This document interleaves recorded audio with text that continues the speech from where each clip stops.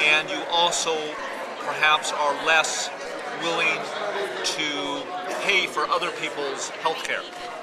So the challenge is, how do you improve health care for the many people that need better health care, and yet not bankrupt the country? Right.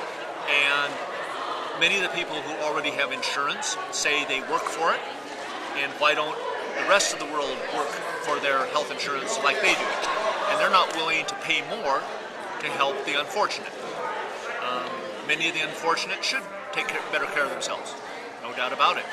They should have better responsibility for their care. But there's lots of people out there who have no other options. They've lost their health care. They can't buy insurance. It's too expensive.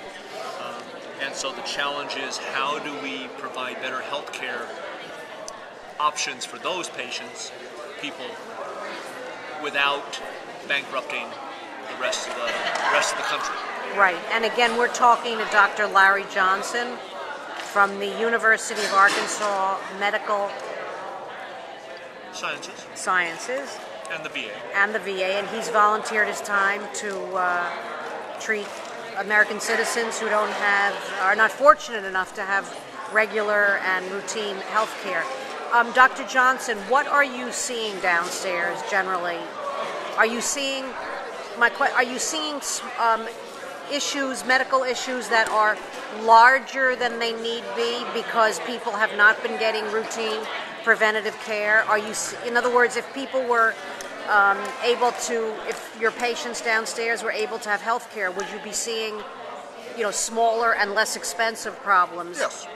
So what are you seeing downstairs? In general, most people are having hypertension or diabetes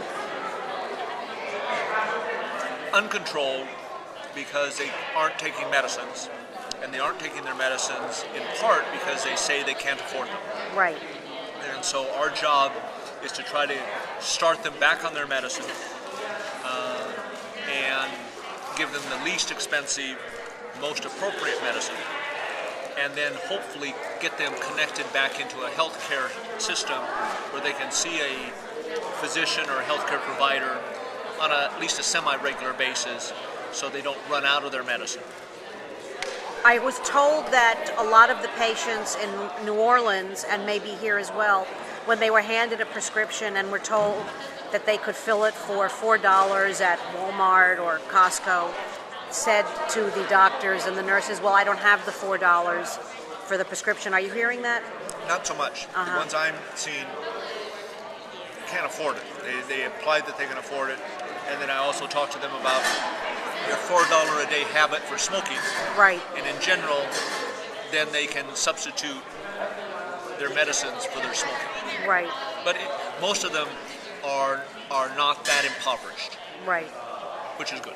Right. And I met a lot of people who were patients today waiting to come in, who are self-employed or small business people who simply cannot afford the monthly premium for insurance. And we hope that will improve in the next month or two and not bankrupt the country. Right.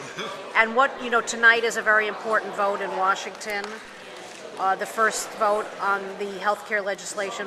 What would, as a doctor, in the battle, in the trenches every day, what would you like to say to the members of the United States Senate about this very historic vote this evening?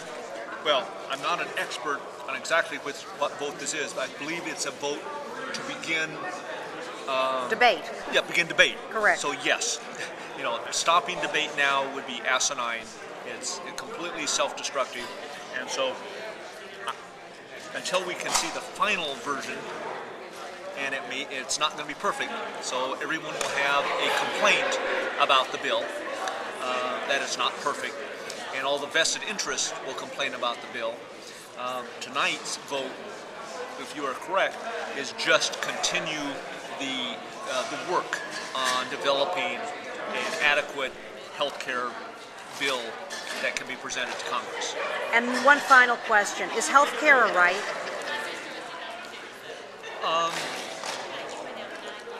accessibility to healthcare is a right.